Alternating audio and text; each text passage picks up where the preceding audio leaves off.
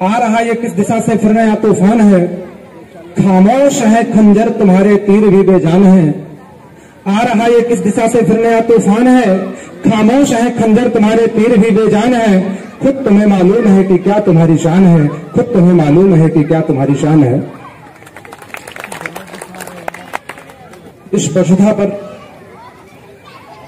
लोक कल्याणकारी अच्छे शासन के प्रतीक धम्म चक्र को धारण करने वाले भारत की पहचान आन बान शान आपको सम्मुख विराजमान भारत के प्रतीक चिन्ह अशोक स्तंभ को स्मरण करता हूं, वंदन करता हूं, अभिनंदन करता हूं। आज जिस महापुरुष की जयंती में हम लोग शामिल हुए हैं, सम्राट अशोक महान, शांति के विश्व में अग्रदूत, सीमाओं की संकल्पना को तोड़कर पूरी वसुधा को अपना समझने वाले विश्व विजेता सम्राट अशोक महान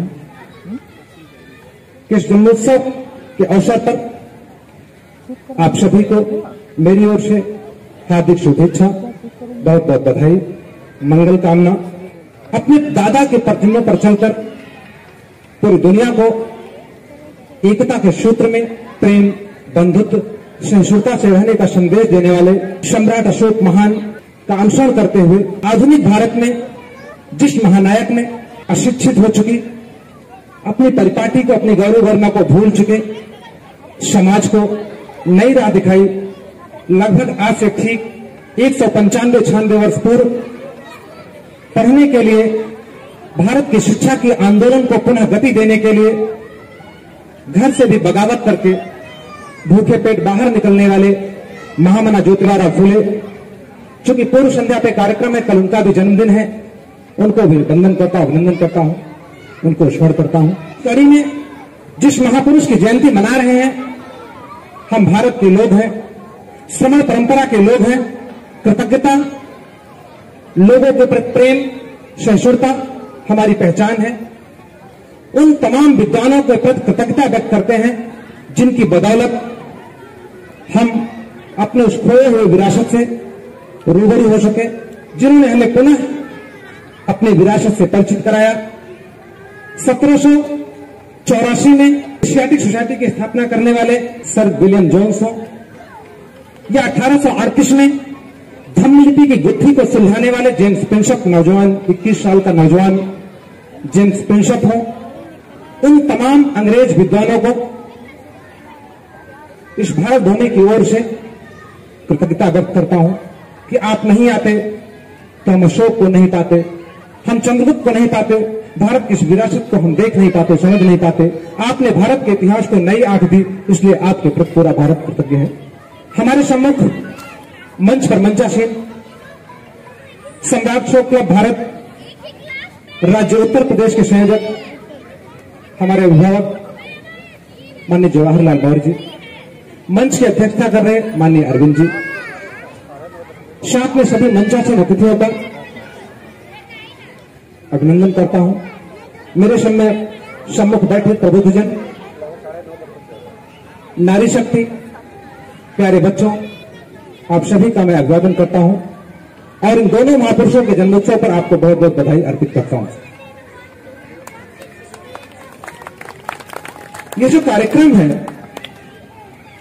आप अनुमान लगाइए 1838 में भारत का परिदृश्य कैसा रहा होगा, जब दुनिया के इतिहासकार भारत को जंगली लोगों का मुल्क कहा करते थे, जब भारत अपने इतिहास से परिचित नहीं रहा होगा। आज हम जयंती मना रहे हैं सम्राट अशोक की, हर्षोल्लास के साथ पूरे भारत में सम्राट अशोक क्लब काम कर रहा है। सोशल मीडिया के साथी यहाँ पे हैं और इस पंडाल के आसपास जहां तक मेरी आवाज जा रही है, वर्चुअल प्लेटफॉर्म से जुड़े हुए सभी साथियों का भी मैं अभिवादन करता हूं। संचालक महोदय ने कहा कि जो सम्राट अशोक का जीवन दर्शन है उस पर प्रकाश डालना है। उनकी शासन नीतियों के कई सारे पहलुओं को छूने का प्रयास संजय जी ने किया, थोड़ा सा काम आसान हुआ है। सम्राट अशोक के जीवन को समझने के लिए उनके जीवन के दो भागों में आपको जाना होगा। पहला भाग धम्मघोष से पहले का है, जब एक बालक एक राज परिवार में जन्म लेता है और अपने दादा चंद्रगुप्त को सिकंदर से लोहा लेते हुए देखा होगा, नहीं देखा होगा तो वो अनुभव किया होगा, उनके मिथार बिंदु से वो सुना होगा और अपने पिता के साथ कंधे से कंधा मिलाकर उस भारत भूमि की सीमाओं को सुरक्षित करने के लिए संघर्ष किया होगा, उस अशोक को समझना होगा। आप कल्पना कीजिए, बहुत सारे लोग कहते हैं कि अशोक धर्म के उन्नायक रातों रात हो गए होंगे। ऐसा संभव है क्या? सम्राट अशोक के दोनों जीवन को आपको धैर्य से समझना होगा, देखना होगा। आज भी हमारे आसपास देखने को मिलता है जो नौजवान होता है वह बुजुर्गों अर्थात जो उसकी अगली पीढ़ी होती है उसके साथ सामंजस्य बनाने में उसको थोड़ा सा तकलीफ होती है। वह तेज चलना चाहता है, वह आक्रामक होता है और उसके अग्रज उसको कहते हैं बेटा थोड़ा धैर्य रखो, जीवन में थोड़ा सा संयम रखो। अशोक का भी जो बचपन था, जो अशोक का भी यौवन था, बिल्कुल वैसे थे।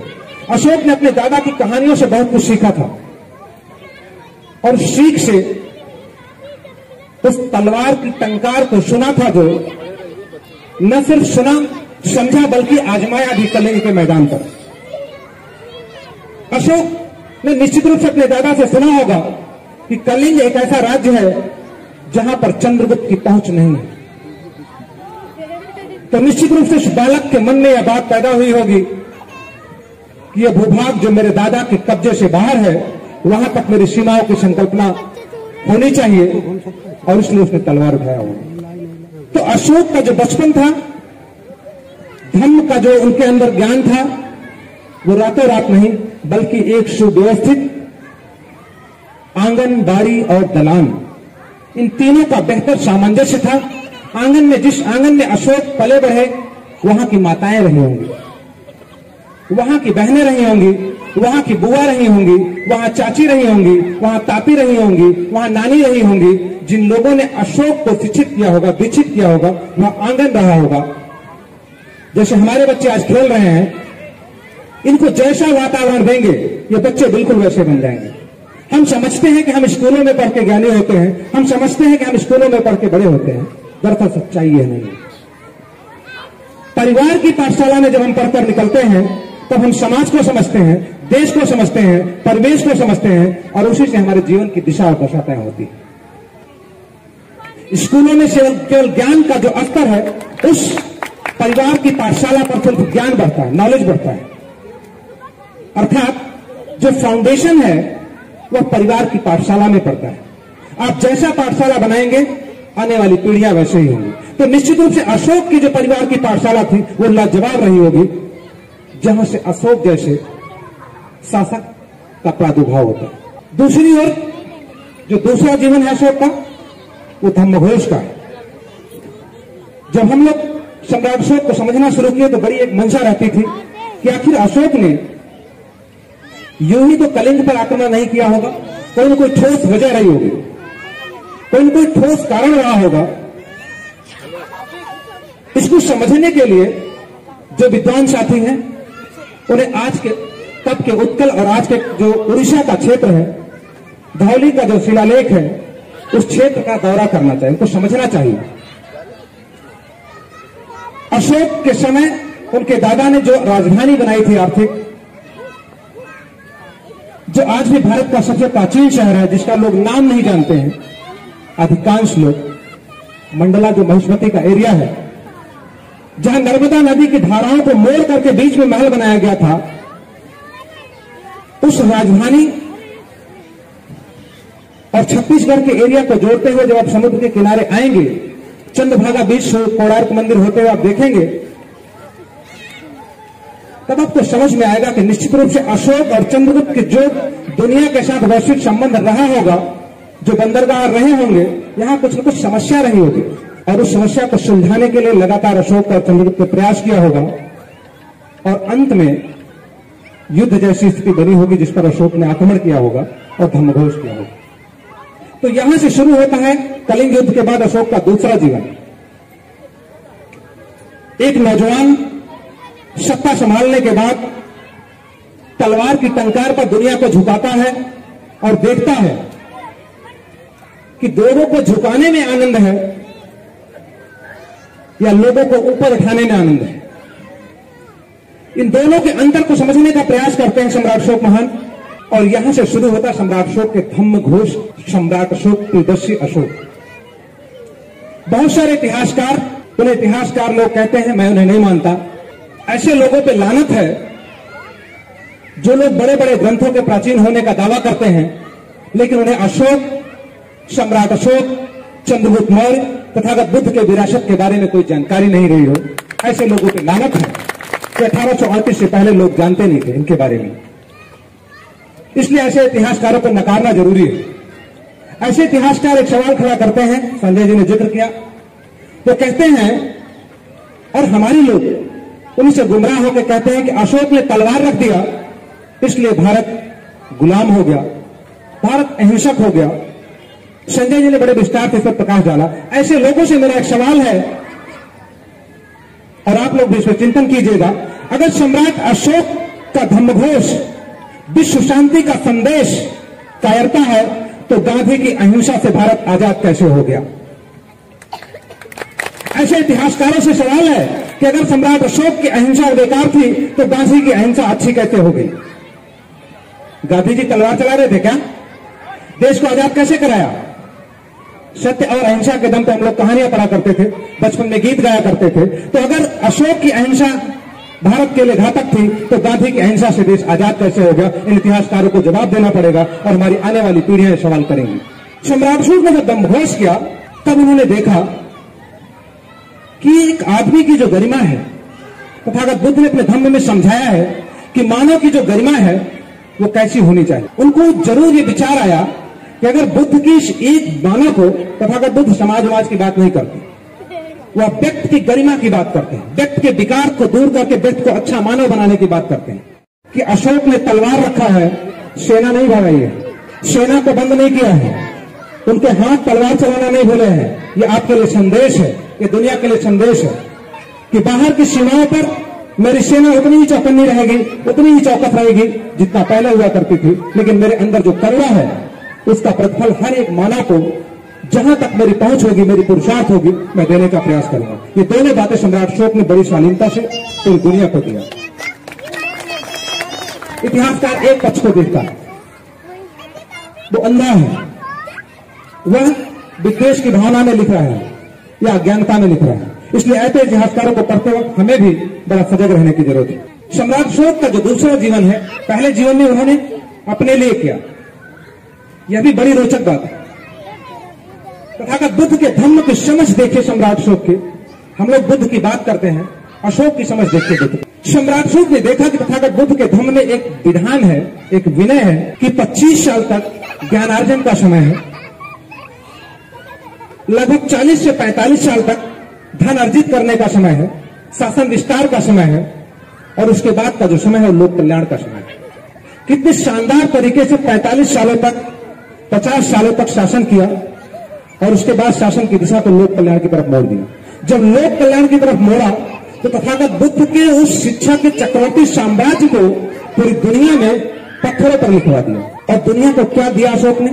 सम्राट अशोक ने दुनिया को जो दिया, विश्व शांति का जो संदेश दिया, वह केवल कहा नहीं, केवल लिखा नहीं, बल्कि उसको जीवन के यथार्थ में लागू किया। हम में से बहुत सारे लोग यहां पे हैं, आप में से किसी का बच्चा अगर गुम हो जाए कुछ पल के लिए तो बेचैनी होती है मन में। हमने गांव में बचपन में देखा है कि जब कोई बच्चा घर से पहली बार बाहर जाता है, चाहे पढ़ने के लिए जाए, कमाने के लिए जाए, तो माँ बाप को बड़ी चिंता होती है। आप सबको भी होती है कि नहीं? अब समझिए सम्राट अशोक इतने परिपक्व, अंदर से कितने मजबूत रहे होंगे कि अपनी बेटी और बेटे, कलेजे के टुकड़े को यह जानते हुए भी कि आज के बाद मैं इनका चेहरा नहीं देख पाऊंगा, आज के बाद इनसे मेरी मुलाकात नहीं हो पाएगी, मैं संवाद नहीं हो पाऊंगा, इनके साथ कुछ भी घटना घट सकती है, धम्म के प्रचार के लिए श्रीलंका भेज देते हैं। और हमारा बेटा डेयरी से बाहर जाता है तो आंसू बहाने लगते हैं। दुनिया को सम्राट अशोक का पहला संदेश है कि ऐ दुनिया के लोगों, मैंने आज के बाद जो संकल्प लिया है इसे पूरा करने के लिए मुझे खुद को भी मिटाना पड़ेगा, तो मुझे कोई तकलीफ नहीं होगी, बल्कि खुद को मिटा के भी आपकी सेवा करने में मुझे खुशी होगी। यह दुनिया को संदेश दिया सम्राट अशोक ने अपने कलेजे के टुकड़ों को श्रीलंका भेज करके। और क्या दिया सम्राट अशोक ने?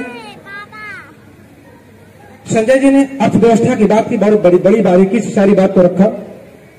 मैं उस बात को मैं समझता हूं कि उन्होंने बड़ी बारीकी से रखा, इसलिए उससे हटते हुए जो तीसरी सबसे महत्वपूर्ण चीज सम्राट अशोक ने दी, हमारे संविधान के प्रेम्बल में एक शब्द का जिक्र है, पंथ निरपेक्ष। हम लोग बड़ा कंफ्यूज हो जाते हैं। अभी किसी साथी ने कहा कि धम्म और धर्म में बड़ा कंफ्यूजन है, तो जो इतिहासकार हैं अज्ञानता में उन्होंने धम्म का जो अंग्रेजी में अनुवाद किया, हिंदी में अनुवाद किया, वो रिलीजन किया। हिंदी में धर्म और अंग्रेजी में रिलीजन। जबकि सम्राट अशोक का धम्म से धर्म का कोई लेना देना नहीं है। सम्राट अशोक के धम्म का धर्म से कोई लेना देना नहीं है। सम्राट अशोक का धम्म कैसा है? सम्राट अशोक का धम्म कहता है बहुश्रुत होना चाहिए, आदमी को बहुश्रुत होना चाहिए। आपको सुनने, अगर मैं अपनी बात सुना रहा हूं तो आपको सुनने की क्षमता भी मेरे अंदर होनी चाहिए। अगर मैं अपने आप पे गर्व कर रहा हूं तो आपके गर्व को बर्दाश्त करने की क्षमता भी मेरे अंदर होनी चाहिए। सम्राट अशोक कहते हैं कि जितने भी पंथ हैं, जितने भी मत मतांतर हैं मेरे साम्राज्य में, उन सभी को स्वतंत्रता है अपनी बात कहने का, दूसरों की बात सुनने का। और क्या था उनके धर्म का? जो भी मेरी प्रजा है मेरे पुत्र के समान है, ये मेरा धर्म है। पूरी वसुधा मेरे लिए कुटुंब के समान है, और उस वसुधा में मेरे शासन क्षेत्र में रहने वाली सारी प्रजा मेरे पुत्र के समान है। इतना नहीं, परिवार की अंतिम इकाई जिसे चंद्रगुप्त ने बड़े शानदार तरीके से स्थापित किया था, उसको और बारीकी से सजाया संवारा। सम्राट अशोक ने कहा कि जो भी लोग मेरे राज्य में रहते हैं उन्हें अपने से बड़ों का आदर करना चाहिए। बच्चों की जो आंगन है उनका अच्छे से ख्याल रखना चाहिए। दास दासियों का, ये सारी चीज शिलालेखों पर उन्होंने खुदवाया। दुनिया को जो देन है, इसका नमूना संविधान में आप देखिए। आप में से कुछ लोग या सभी लोग जानते होंगे कि जब किसी कैदी को फांसी की सजा होती है तो उसके पीछे कुछ प्रोटोकॉल होता है। क्या प्रोटोकॉल होता है? आजाद भारत में जो प्रोटोकॉल है वो ये है कि किसी भी कैदी को जब मृत्युदंड दिया जाता है तो उससे पहले उसके परिवार, मृत्युदंड की फांसी होने से पहले उसके परिवार, उसके नाते रिश्तेदारों को मिलने का उसको मौका दिया जाता है और उसकी अंतिम इच्छा पूछी जाती है। मैं सही बोल रहा हूं? भारतीय संविधान के अनुसार सम्राट अशोक ने जब धम्मघोष किया तो उन्होंने कहा कि आज से मेरे जितने भी बंदी हैं जिन्हें मृत्युदंड दिया जा रहा है उनको 3 दिन का अवसर दिया जाएगा। उनके जीवन की कोई अंतिम इच्छा हो, किसी से मिलना चाहते हो, कोई बात कहना चाहते हो तो उन्हें अवसर दिया जाए। और अगर कुछ नहीं कहना चाहते हैं तब भी जो पूज्य भिक्षु संघ है, उनके परिवारीजन हैं, कम से कम 3 दिन उनके साथ बिताए और उनके कर्मों का उन्हें दंड तो मिलेगा लेकिन गरिमापूर्ण मृत्यु उनको प्राप्त हो। कितना शानदार प्रणाली दिया हो दुनिया को, जिसका पूरी दुनिया आज भी अनुपालन कर रही है। सम्राट अशोक ने दुनिया को बहुत सारी चीजें दिया धम्मघोष करने के बाद, जिस पर हमारा इतिहास मौन है। लेकिन हम लोगों को इन तमाम चीजों को लोगों के बीच में, आम जनमानस के बीच में लेके जाना है कि सम्राट अशोक ने धम्मघोष के बाद लोगों को क्या दिया, दुनिया को क्या दिया। जब सम्राट अशोक ने धम्मघोष किया होगा, उदंडों को सुधारने का प्रयास किया होगा, तो निश्चित रूप से जो उसकी बुनियाद है वो बचपन में पड़ी होगी। कुछ स्वभाव ऐसे हो जो बदलता ही नहीं, जब बचपन में पड़ जाए।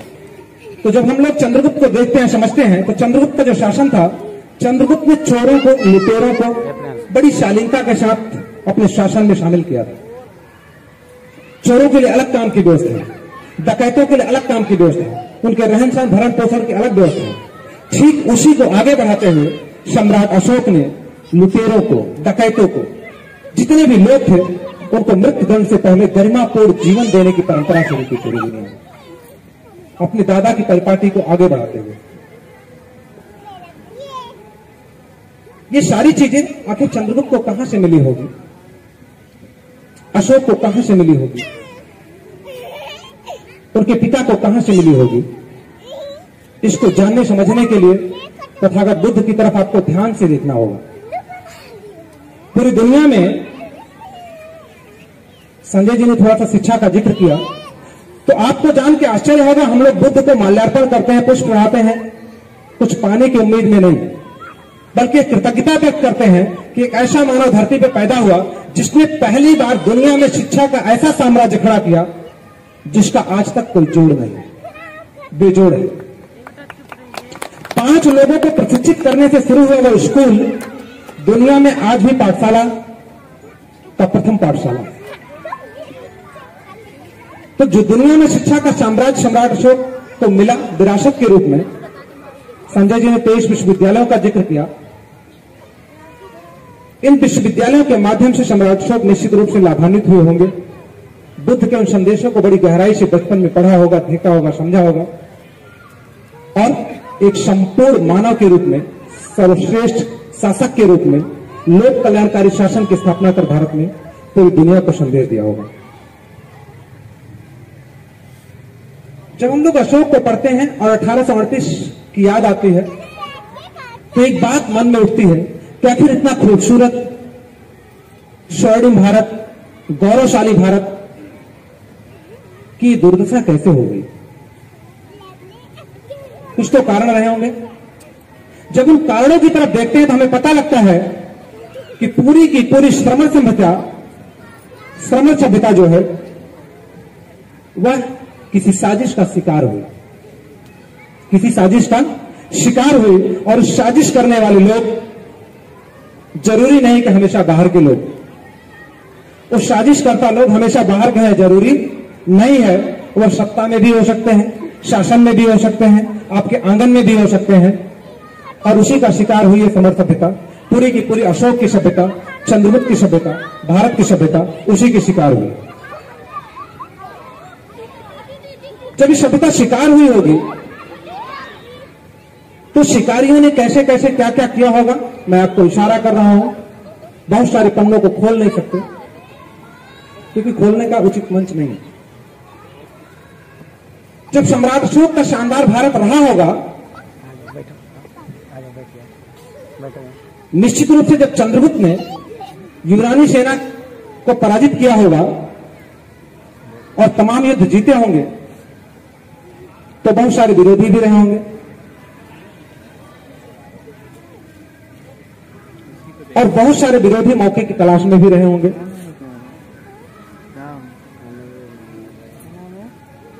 हमारे घरों में एक परंपरा रही है शाम को दिया जलाने की। माताएं यहां बैठी हैं, आधुनिक भारत हो गया है, अब हम बालकनी में दिया जलाते हैं, ताली बजाते हैं, थाली बजाते हैं, लेकिन पहले ऐसा नहीं था। शाम को दिया हमारे घरों में जलाती थी हमारी दादी, अंधेरा होते ही दिया जला दिया जाता। मैं सही बोल रहा हूं? यह जो दिया जलाने की परंपरा है बड़ी खास है। ये जो दिया जलाने की परंपरा रही है वह श्रमणों की रही है, वह अशोक की रही है, वह भारत की रही है, दिया जलाने की परंपरा और व्रत रखने की परंपरा। कल भी व्रत रखने का दिन है क्या? आप में से कोई है?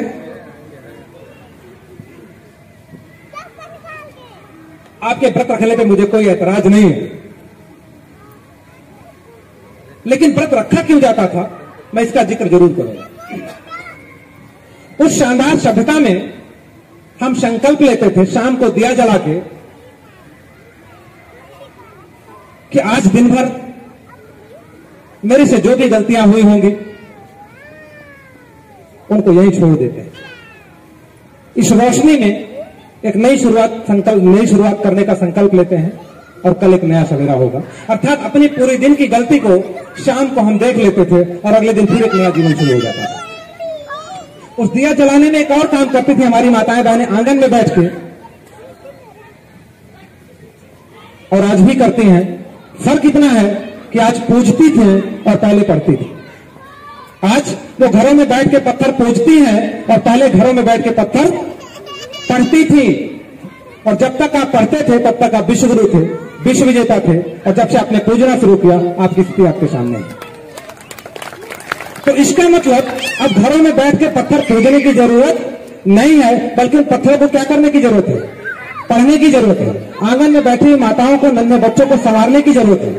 तो जो ये सभ्यता शिकार हुई किसी साजिश का, बहुत सारे लोगों ने बड़ी चालाकी से कहा कि लगता है मौर्य जी के दिमाग में पत्थर पड़ गया। आपने कभी सुना है ये कि दिमाग में पत्थर पड़ गया है? अब कुछ लोग उसको गोबर पड़ गया भी बोलते हैं। तो दिमाग में पत्थर पड़ गया है, इस हद तक इस सभ्यता के साथ साजिश किया गया, इस हद तक इस सभ्यता को मिटाने का प्रयास किया गया, और ये लगातार आज भी जारी है। आज भी बहुत सारे लोग सम्राट अशोक पर कीचड़ उछालने में लगे हैं। तो कौन से लोग ये साजिश कर रहे हैं, मुझे लगता है कि आप बारीकी से समझ रहे होंगे। एक और उदाहरण से आपको उस दिशा में आपका ध्यान ले जाना चाहूंगा। अभी आधुनिक दौर है। आधुनिक दौर में जो श्रमण समाज है, जो श्रमजीवी समाज है, ये मेहनत का समाज है, ये पैदा करता है। इसके बैंक अकाउंट सेविंग हुआ करते हैं, क्रेडिट वाले अकाउंट कम हुआ करते हैं, क्योंकि पैदा करने वाला समाज है। यह पैदा करता है, प्रकृति के साथ सामंजस्य बिठाता है, लेकिन प्रोसेसिंग कोई और करता है। उदाहरण के तौर पे आलू पैदा करता है, गेहूं पैदा करता है, तमाम फसलें पैदा करता है, लेकिन आलू का प्रोसेसिंग करके चिप्स नहीं बनाता है। आलू का प्रोसेसिंग करके चिप्स नहीं बनाता है, और प्रॉफिट वही कमाता है जो चिप्स बनाता है। तो चिप्स ज्यादा लाभदायक है कि आलू ज्यादा लाभदायक है? शुद्ध रूप से तो जितने फास्ट फूड हैं, जितने प्रोसेस किए जा रहे हैं, वह आपके लिए हानिकारक हैं, बावजूद इसके मार्केटिंग करके आपको खिलाया जा रहा है। ठीक यही आपकी सभ्यता के साथ किया गया। सभ्यता आपने गढ़ी, संस्कृति आपने पढ़ा, आपने बनाया, पूरी दुनिया को मानवता की पाठ आपने पढ़ाया, विश्वविद्यालय आपने पढ़ाया, विश्वविद्यालय में दुनिया को आपने पढ़ाया, विश्वविद्यालय आपने बनाया।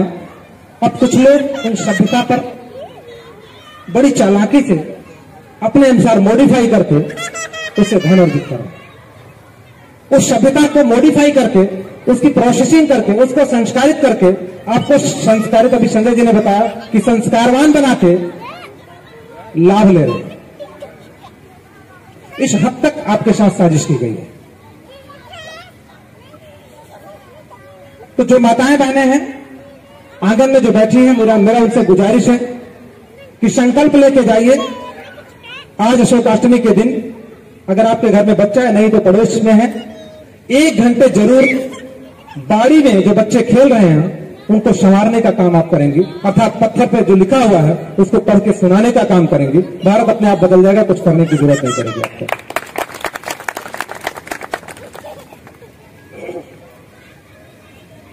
कल 10 अप्रैल है। आप लोग ध्यान से सुने, इसलिए मैं पूरी बात करने का प्रयास कर रहा हूं। कल 10 अप्रैल है और उस महामानव का जिक्र किए बिना बात पूरी नहीं होगी, इसलिए जरूरी है आज इस मंच से उसकी भी चर्चा की जाए। क्योंकि सम्राट अशोक ने बुद्ध के जो शिक्षा के साम्राज्य को आगे बढ़ाया था, गुलाम भारत में, लाचार भारत में, बेबस भारत में उस शिक्षा के आंदोलन को खड़ा करने का जो काम किया महात्मा ज्योतिराव फुले ने, उसका चर्चा करना जरूरी है। एक अबोध बालक परिवेश में मिले मौके के दम पर स्कूल में पहुंचता है तो उसके साथ बहुत सारा भेदभाव होता है, बड़ा होता है पढ़ लिख करके, उसको अपने परिवार से समर्थन नहीं मिलता है कि शिक्षा के क्षेत्र में काम कर सके। और आज हमारे बहुत सारे पढ़े लिखे लोग, जब उनसे सामाजिकता की बात की जाती है, उनसे भारत को समझने की बात की जाती है, तो उन्हें लगता है कि मैंने बहुत कुछ हासिल कर लिया है, मैं बड़े ओहदे पे हूं, अच्छा पैसा कमा रहा हूं, अच्छा सम्मान मिल रहा है। ऐसे लोगों को पीछे मुड़कर 1838 की उस घटना की तरफ देखने की जरूरत है, जब एक नवविवाहित युगल को समाज के दबाव में, विषमतावादी ताकतों के दबाव में उनके माँ बाप लाचार होकर घर से निकाल देते हैं, सिर्फ इसलिए कि वो चाहते हैं कि भारत फिर से पढ़े और फिर से आगे बढ़े। ऐसे महानायक का कल जन्मदिन है। तो शिक्षा का जो वर्तमान स्वरूप है, ज्योतिबा फुले ने जो प्रयास किया, हम उस कलम को पकड़ नहीं रख सके, बहुत देर तक पकड़े नहीं रख सके। हम छोड़ के घोड़े की लगाम पकड़ने चले गए, हमसे गलती हुई। लेकिन अभी भी मौका है कि ज्योतिबा फुले का कल जन्मदिन है, हम लोग संकल्प ले कि वापस उस कलम की ताकत को पहचानेंगे और कलम पे अपनी पकड़ को मजबूत बनाएंगे।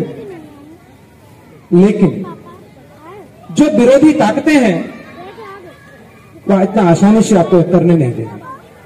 जो साजिश करता है इतने आसानी से आपको छोड़ेंगे नहीं। इसलिए मैं भारत की शिक्षा व्यवस्था पर प्रकाश डालना चाहूंगा संक्षिप्त में।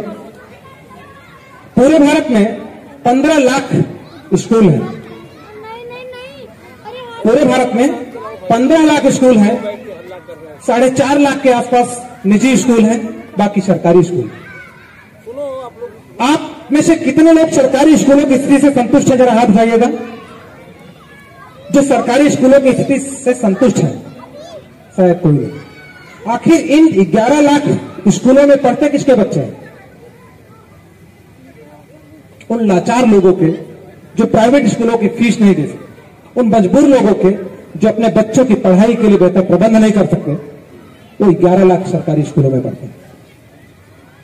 और इस कोरोना काल में 2 करोड़ बच्चे शिक्षा से बाहर हुए हैं, जिनकी प्राइमरी पाठशाला की शिक्षा भी पूरी नहीं हो पाएगी। ये प्राइमरी स्टेज की शिक्षा व्यवस्था का स्थिति है। उच्च शिक्षा की तरफ बात करें तो हम लोग बचपन में सुनते थे कि सरकारी स्कूलों से पढ़कर हमारे दादाजी सर्विस में आए थे, सेवा में आए थे। बिहार के बहुत सारे अधिकारी हुआ करते थे, IAS PCS बना करते थे जिन स्कूलों से। आज वह किसी दुर्दशा का शिकार है। जब मैंने इस स्थिति को देखा तो मुझे लगा कि भारत की उच्च शिक्षा की तरफ भी देखा जाए। तो मैं आपको भारत के सबसे बड़े एशिया की जो सामाजिक शोध संस्थान है TISS, चूंकि मैं उसका स्कॉलर रहा, उसका एक डाटा शेयर करता हूं ताकि आपको भी समझ में आए कि भारत की वर्तमान शिक्षा का परिदृश्य क्या है। 2013-14 की रिपोर्ट के अनुसार भारत में 745 विश्वविद्यालय थे जिसमें नेशनल इंपॉर्टेंस के इंस्टीट्यूशन शामिल नहीं है। आज 1075 विश्वविद्यालय हैं। इन 6 सालों में हमने काफी उन्नति किया। क्या बनाने में? विश्वविद्यालय। यह विश्वविद्यालय किसने बनाया है? आप में से किसी को मालूम है क्या? आपके आसपास किसी जानने वाले ने विश्वविद्यालय बनाया है क्या? दूर के नाते रिश्तेदार ने बनाया है क्या? आपके किसी मित्र ने बनाया है क्या? तो आखिर ये विश्वविद्यालय बना कौन रहा है? और इन विश्वविद्यालयों का बनने का जो प्रक्रिया है, उससे जो प्रोडक्शन हो रहा है, जो आउटकम आ रहा है, उसको देख के आपको और आश्चर्य होगा। 2013 का जो डेटा है वो कहता है कि भारत से हर साल 30 मिलियन ग्रेजुएट्स पास आउट होते हैं। 30 लाख ग्रेजुएट बच्चे ट्रेडिशनल ग्रेजुएशन करके पास आउट होते हैं। और जब वही शोध रिपोर्ट हम लोग देखते हैं तो पता लगता है कि उस 30 लाख जो ग्रेजुएट पास आउट होते हैं, उनमें से मात्र 8 से 10% ऐसे होते हैं जो किसी काबिल होते हैं, जिनमें से 2% अपना रोजगार शुरू कर लेते हैं, 8% किसी सेवा में चले जाते हैं। बाकी के 90% बच्चे ग्रेजुएशन करने के बाद क्या करते हैं? न विश्वविद्यालय को पता है, न सरकार को पता है, न कॉलेज को पता है, न समाज को पता है, न उनके माँ बाप को पता है कि वो बच्चे कर क्या रहे हैं। यह आपके शिक्षा व्यवस्था की स्थिति है। मैं गलत तो नहीं बोल रहा हूं। पूरे देश की स्थिति यह है कि हमारा उच्च शिक्षा का जो तंत्र है कोलैप्स हो चुका है।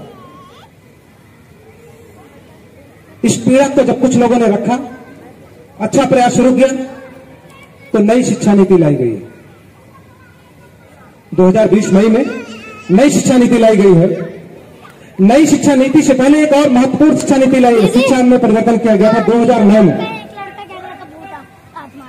चूंकि ज्योतिबा फुले का कल जन्मदिन है, इसलिए शिक्षा के स्वरूप में मैं चर्चा कर रहा हूं। शिक्षा कैसी होनी चाहिए उस पर आपको सोचने समझने की जरूरत है। 2009 में एक राइट टू एजुकेशन एक्ट लाया गया। तत्कालीन सरकार ने जो आजादी के बाद लागू होना चाहिए था, लागू नहीं हो सका था, उसको 2009 में लेके आई कि राइट टू एजुकेशन एक्ट के तहत भारत के सभी बच्चों को पढ़ने का अधिकार दिया जाए। वह अधिकार लागू हुआ, सर्व शिक्षा का अभियान शुरू हुआ। लेकिन अब वह अभियान, अब वह कलम झाड़ू के जोर से कहीं दूर जा चुकी है। वह पूरा का पूरा अभियान स्वच्छ भारत अभियान के तले दब चुका है। और नई शिक्षा नीति जो आ रही है वह अभी तो हमको देखने में अच्छी लग रही है, आकर्षित कर रही है, लेकिन सच यह है कि उसी शिक्षा नीति के तहत ये विश्वविद्यालय बनाए जा रहे हैं, उसी शिक्षा नीति के अनुसार नए स्कूल खोले जा रहे हैं, जिसमें जिसके पास जितना पैसा होगा उतना ही ज्ञान अर्जित कर सकेगा। अर्थात अगर आप पे नहीं कर सकते हैं, जबकि शिक्षा लोक कल्याण का विषय है, राज्य का विषय है, अब यह राज्य का विषय नहीं रहती है। हमारे देश का प्रधान कहता है कि शिक्षा में हम दखल नहीं देंगे, नई शिक्षा नीति में हम दखल नहीं देंगे, शिक्षा को स्वतंत्र करेंगे। यह शिक्षा नीति का मूल है। आज जो स्थिति है उसमें 11 लाख स्कूलों में पढ़ने के लिए आप संतुष्ट हैं अपने बच्चों को भेजने के लिए। कल्पना कीजिए आने वाले समय में देश में शिक्षा की स्थिति है वह कैसी होने वाली है। अर्थात एक मध्यम वर्ग का आदमी भी अपने बच्चों को उच्च शिक्षा देने में सक्षम नहीं रह जाएगा। यह नई शिक्षा नीति का प्रभाव है। इसलिए अपने अपने घरों में जो शिक्षा आपके बच्चे ग्रहण कर रहे हैं, आप सुबह उठते हैं, उठ करके अपने नन्हे मुन्ने प्यारे लाडले को तैयार करके स्कूल भेजते हैं इस उम्मीद से कि पढ़ लिख करके कल बड़ा होगा, होनहार होगा, कुछ करेगा। तो उसकी किताबों पे भी नजर रखिए, उसके स्कूल की गतिविधियों पे भी नजर रखिए। कहीं स्कूल के बहाने उसको मंदिर का रास्ता तो नहीं दिखाया जा रहा है, कहीं स्कूल के बहाने उसे मस्जिद का रास्ता तो नहीं दिखाया जा रहा है, कहीं स्कूल के बहाने उसे चर्च का रास्ता तो नहीं दिखाया जा रहा है, और कहीं गलती से हम भी इसमें शामिल तो नहीं कि उसका हाथ पकड़ के हम मंदिर के चौखट पे ले जा रहे हैं, मस्जिद के चौखट पे ले जा रहे हैं। शिक्षा के स्वरूप को निर्धारित करने की जरूरत है, उसको समझने की जरूरत है। अगर आप बच्चे को प्रयोगशाला में ले जाएंगे उसका हाथ पकड़ के, तो आइंस्टीन बनेगा, अशोक बनेगा, चंद्रगुप्त बनेगा, तथागत बुद्ध बनेगा। और अगर उसे मंदिर के चौखट पे ले जाएंगे तो लाचार बनेगा, बेबस बनेगा, भिखारी बनेगा, गरीब बनेगा। चुनाव आपको करना है। और उस चौखट पे जाने के बाद संजय जी का इशारा के आसाराम भी बन सकता है, राम रहीम भी बन सकता है, इसकी पूरी संभावना है। तो शिक्षा के स्वरूप को निर्धारित करने की जरूरत है, उसके पाठ्यक्रम को आपको समझने की जरूरत है। इसलिए परिवार की पाठशाला को मजबूत करने की जरूरत है। इन स्कूलों पर केवल डिपेंड रहने की जरूरत नहीं है। और यह काम केवल 12 साल तक करना है, क्योंकि ह्यूमन साइंस ये कहता है कि 12 साल तक बच्चे का जो मस्तिष्क है, उसके जो ब्रेन की जो नर्वस सिस्टम है वो आकार ले चुके होते हैं। अर्थात 12 साल तक जो आप उसके फाउंडेशन को निर्मित करेंगे उसी के ऊपर ज्ञान बिल्डअप होगा, उसी के ऊपर अगली स्टोरी बनेगी बिल्डिंग। तो 12 साल तक अपने बच्चों को, अपने कलेजे के टुकड़े को अपने अनुसार प्रशिक्षित करिए, अपने अनुसार तैयार कीजिए, अपनी संस्कृति, अपनी सुसंस्कृति, अपनी सभ्यता के अनुसार, भारतीयता के अनुसार उसको तैयार कीजिए। उसी खिला पिलाकर बड़ा करके किसी और अखाड़े में जाने मत दीजिए। यह आप कर सकते हैं, क्योंकि परिवार की पाठशाला की जिम्मेदारी आपकी है, आप उसके शिक्षक।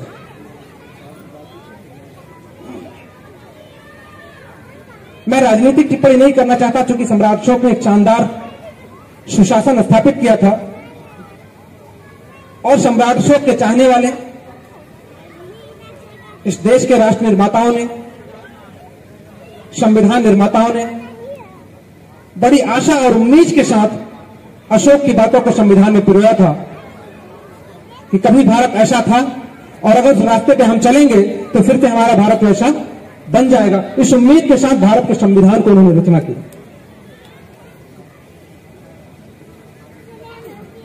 और जो व्यवस्था दिया, अगर ठीक से लागू कर दिया जाए तो भारत को फिर से उसी स्थिति में पहुंचने से मुझे नहीं लगता कि 2 दशक से अधिक समय लगेगा, क्योंकि एक पीढ़ी के दौरान बदल जाती है। तो जो लोग इस बात को समझ रहे हैं, थोड़ा बहुत,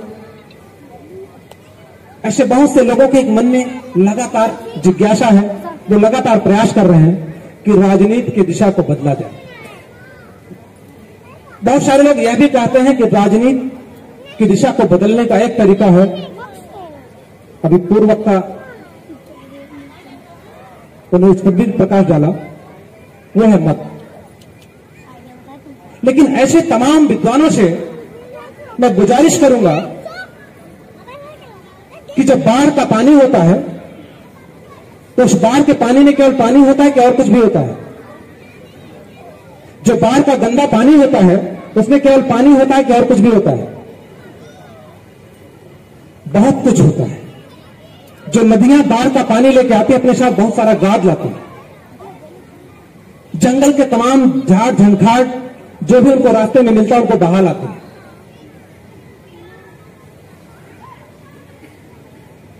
तो जो सम्राट अशोक का शासन आप देख रहे हैं, चंद्रगुप्त का जो शासन देख रहे हैं, उसको लाने के लिए आपको बाढ़ लाना पड़ेगा। आपको सत्ता की चाबी चाहिए तो उसके लिए बाढ़ लाना पड़ेगा। और बाढ़ केवल बूंदों की तरफ निहारने से नहीं आएगी, बल्कि बारिश के लिए वातावरण बनाना पड़ेगा। सत्ता और राजनीति एकांकी नहीं होती है कि आप उम्मीद लगाए बैठे रहें कि वोटों की बारिश होगी और हम राजा बनेंगे। ऐसा होता नहीं है। आपको वातावरण निर्मित करना पड़ेगा। आपको बाढ़ के लिए, मानसून के लिए गर्मी पैदा करनी पड़ेगी और तब बारिश होगी। थोड़ी बारिश होगी तो उमस बढ़ेगी, और बारिश होगी तो उमस बढ़ेगी, लेकिन जब घनघोर बारिश होगी तो बाढ़ आएगी और फिर जितनी भी बाधाएं हैं उनको बहा के अपने साथ ले जाएगी और तब आप सम्राट अशोक और चंद्रगुप्त की तरह कुछ कर पाएंगे। तो ऐसे विद्वानों से मेरा निवेदन है कि उस धारा को एकांकी रूप में मत सोचिए, संपूर्णता में सोचिए, तब जाकर के कुछ सफलता मिल सकती है।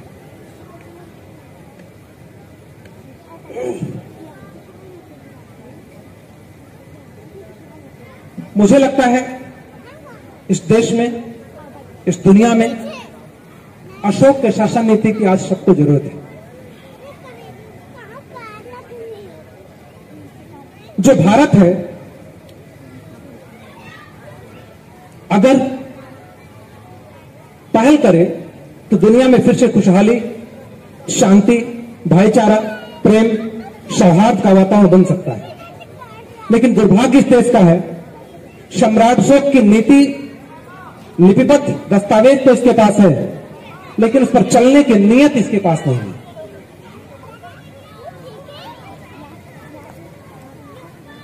मैं ऐसा क्यों कह रहा हूं? क्योंकि बहुत सारे लोग, जैसे आपका नाम सुरेश है और कोई आपको कहे सुरेशवा, तो आपको कैसा लगेगा? अच्छा लगेगा, बुरा लगेगा? अच्छा लगेगा, बुरा लगेगा? बुरा लगेगा। तो भारत का क्या नाम है? भारत का क्या नाम है? Bharat, that is India. लेकिन बहुत सारे लोग, विद्वान लोग, भारत को कुछ और नाम देने के फिराक में हैं। बहुत सारे लोग भारत के नाम को बिगाड़ने के फिराक में हैं, अर्थात उस सभ्यता की प्रोसेसिंग करने में लगे हैं। प्रोसेस करके नया प्रोडक्ट अपने लाभ के लिए बनाना चाहते हैं और भारत की जो विशुद्ध रूप से अखंडता है उसको तान बनाना चाहते हैं, तान करके तान तान बनाना चाहते हैं। ऐसे लोगों से भी आपको होशियार रहने की जरूरत है। ऐसे लोगों से भी आपको सजग रहने की जरूरत है, क्योंकि किसी विद्वान ने कहा है, eternal vigilance is the power of liberty and safety. अगर आप ये समझते हैं कि मैं नौकरी पाकर के स्वतंत्र हूं, सुरक्षित हूं, तो आप भ्रम में हैं, आप खतरे में हैं। अगर आंतरिक जागरूकता, सतत जागरूकता नहीं है तो यह स्वतंत्रता बहुत दिन तक चलने वाली नहीं है। आप तो स्वतंत्रतापूर्वक जी लेंगे, लेकिन आने वाली आपकी पीढ़ियों को स्वतंत्रता नसीब नहीं होगी। इसलिए जो लोग तान बनाना चाहते हैं, तान तान कर भारत को, ऐसे लोगों को भी आपको संदेश देने की जरूरत पड़ेगी। आज इस कार्यक्रम के लिए मैं जब घर से निकला तो जिस भी मार्केट से मैं गुजरा, मैं अजीब तरह का नजारा देख रहा था। आज दुनिया सम्राट अशोक के लोक कल्याणकारी दिन को पर्व के रूप में मना रही है, जहां जापान अशोक की पूजा कर रहा है, थाईलैंड अशोक की पूजा कर रहा है, श्रीलंका अशोक की पूजा कर रहा है, म्यांमार अशोक की पूजा कर रहा है, तिब्बत ताइवान अशोक की पूजा कर रहा है। भारत के लोग एक अजीब तरह की पागलपन में लगे हुए हैं। इस देश की गौरव गरिमा जिस ध्वज से है उसका आता पता नहीं, दूर दूर तक दिखाई नहीं दे रहा था। और पूरे बाजार, नगरों, गलियों का जो सजावट है, जो नजारा है, वो बेचैन करने वाला है, असहज करने वाला है। खासकर उन लोगों को जो भारत है, जो भारतीय हैं, जिन्हें भारतीयता से मोहब्बत है। हम में से बहुत सारे लोग जब 26 जनवरी आते हैं तो हम सोचते हैं कि ये तो सरकारी पर्व है, सरकार तो मना ही रही, मेरी क्या जरूरत है। 15 अगस्त आता है तब भी हम यही सोचते हैं। ऐसे हमारा जो स्वभाव है, हमारी जो उदासीनता है, यह आने वाली पीढ़ियों के लिए खतरे की घंटी है। हमें भारत को अगर भारत के रूप में आने वाली पीढ़ियों को सौंपना है तो निश्चित रूप से हमें पहले से अधिक चौकन्ना, सजग, कर्मठ और लगनशील होना पड़ेगा। अगर भारत को आप बचाए रखना चाहते हैं, आने वाली पीढ़ियों को इसी रूप में सौंपना चाहते हैं, तो आपको अपना कर्तव्य करने का समय आ गया है। अशोक का जन्मदिन आप मना रहे हैं तो अशोक की नीतियों को भारत में लागू करने का समय आ गया है। इसलिए मैं आप सभी से गुजारिश करूंगा कि जो नई पीढ़ी है उसके लिए खाद, पानी, ऊर्जा की व्यवस्था कीजिए। सम्राट अशोक क्लब के जो नौजवान देश में सहिष्णुता का, बंधुत्व का, प्रेम का वातावरण तैयार करने का प्रयास कर रहे हैं, गर्व के लफड़े झगड़े से, संप्रदाय के झगड़ों से अलग सबका भारत चाहते हैं, सबकी खुशहाली का भारत चाहते हैं। उन नौजवान जबकि आप चौखट पे आए तो आप उनका हर संभव सहयोग करें, मदद करें। इससे उनको बल मिलेगा और इस मुहिम को गति मिलेगी। अंतरा में इस तरह का आयोजन करने वाले सभी क्रांतिकारी नौजवान साथियों को मैं अभिनंदन करता हूं और उनको सहयोग करने वाले सभी लोगों के प्रति कृतज्ञता व्यक्त करता हूं। सम्राट अशोक क्लब भारत अपनी पूरी तन्मयता के साथ भारत के सम्मुख उत्पन्न हुई चुनौतियों को देख रहा है, समझ रहा है और लगातार प्रयास कर रहा है कि भारत के आम जनमानस में वो बाढ़ पैदा करने के लिए वातावरण बनाने का प्रयास किया जाए। और आप सब लोगों से सहयोग की इसमें अपेक्षा है। आप सबने मुझे ध्यान से सुना, इसके लिए भी आप सभी का साधुवाद। मैं अपनी लाइनों को समाप्त करूंगा अपनी 2 पंक्तियों से। वो इसलिए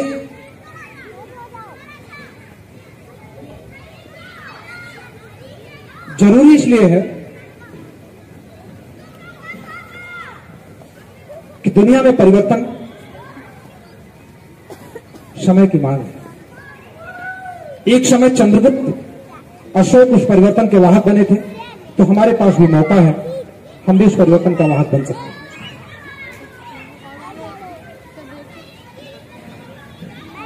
तू भारतीय है, तू भारतीय है तो न डर, तू भारतीय है तो न डर विपत्तियों की मार से, तू भारतीय है तो न डर विपत्तियों की मार से, जन्मती है जीत जगत में कंठ, कलम और तलवार से। तू भारतीय है तो न डर विपत्तियों की मार से, जन्मती है जीत जगत में कंठ, कलम और तलवार से। सभ्यता गढ़े चलो, सभ्यता गढ़े चलो, वीर तुम बढ़े चलो, सभ्यता गढ़े चलो, वीर तुम बढ़े चलो। धम्म की बयार हो, धम्म की बयार हो, हृदय जरा विशाल हो, अब चाहे युद्ध आर पार हो। सभ्यता गढ़े चलो, वीर तुम बढ़े चलो, सभ्यता बढ़े चलो, वीर तुम बढ़े चलो। आप सबने मुझे ध्यान से सुना, इसके लिए बहुत बहुत साधुवाद। जय भारत, श्रेष्ठ भारत, अखंड भारत, अतुल्य भारत। आप सभी को अभिनंदन।